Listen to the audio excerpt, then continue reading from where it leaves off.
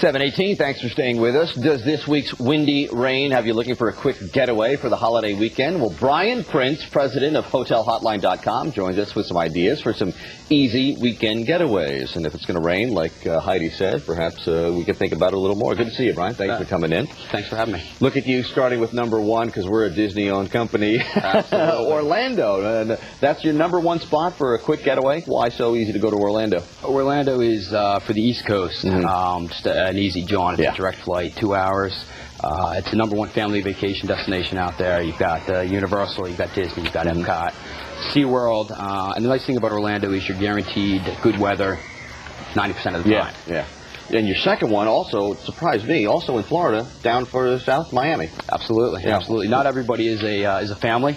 There's a lot of people that are hip, urban singles, couples, childless. Like to go down and party a little bit, go to the beach, visit the Art Deco district, and do some people watching. Yeah, if you're an urban professional, single, want to do a little clubbing, that's absolutely a great hot choice spot to for be. the clubs. Right here in New York. I mean, certainly a good place to hang out and to come if you're watching from a distance. But, absolutely. New York's a great plan B if you don't have specific plans, and if the weather plays to your favor, there's a ton to do here in New York City, so it's definitely an option.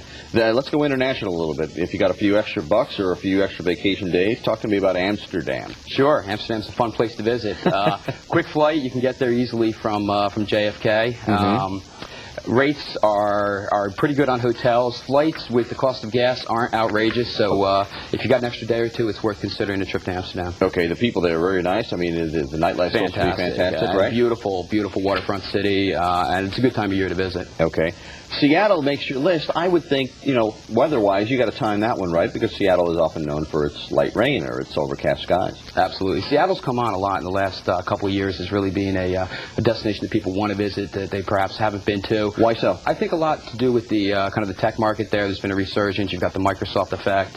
And there's a lot to see and do. It's a great waterfront city again. A lot of good restaurants and a lot of gatherings and festivals. And the music scene has always been pretty good there. Absolutely. All right. Chicago. Windy City? Yes. Chicago hosts more than a handful of festivals. You've got, you're right on Lake Michigan, so it's beautiful waterfront property and great shopping in Chicago.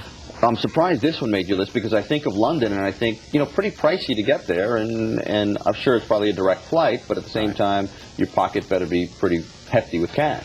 Hotels, you can find some great bargains on. Okay. Yeah, London is looking to drive some towering tourism.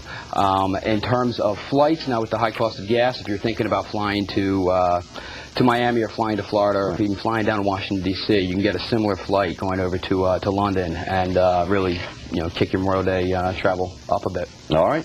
Brian Prince, president. Hotel, give me the website again. HotelHotline.com. There you go. Place to go. Good to see you, sir. Thank you so much. Appreciate it. Some good tips to get away.